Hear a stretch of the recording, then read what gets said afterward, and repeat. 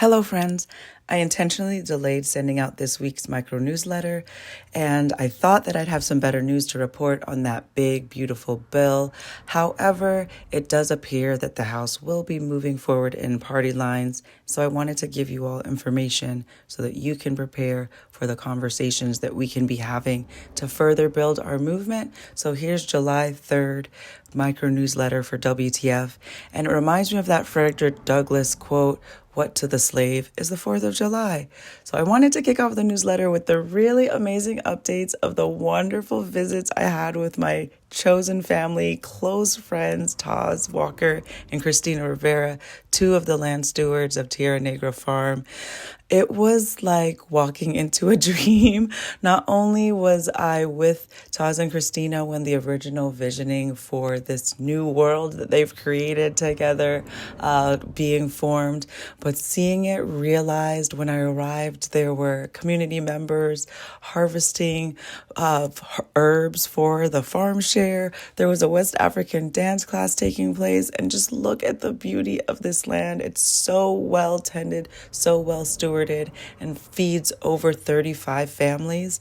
It just started my entire week with so much love and joy and nostalgia and hope and inspiration for the rest of the tour. Speaking of which, I got to spend my first visit with Soulfire Farm on Saturday night, and I actually camped on the farm, and it was another beautiful utopian, it was the reality of all of the dreams that all of us have about the beauty that community can build together on the land and the wonderful things that we can steward together if we're really intentional about the new world that we're creating.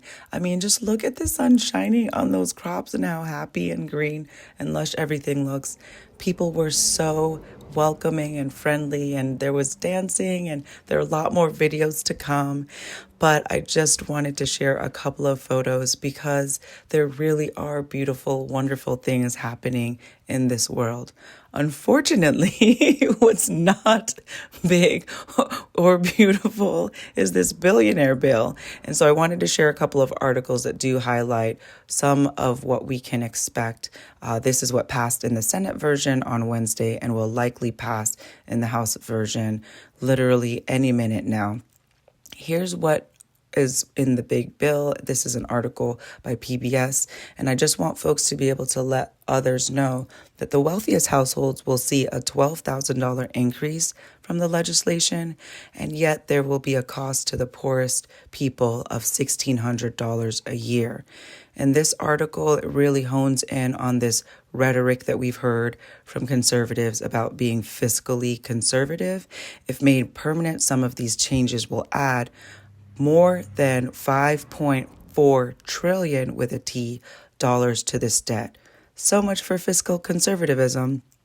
And this article from Civil Eats highlights that while lawmakers are trying to spin this bill as a way of ending waste and abuse of our social safety net, they're actually taking away SNAP benefits from the over 40 million Americans that rely on it, making changes that will directly impact every single family, including farmers, farm workers, their communities of support, the land stewards, everyone that we as a WTF family care about will be affected by these cuts so that they can fund benefits for billionaires.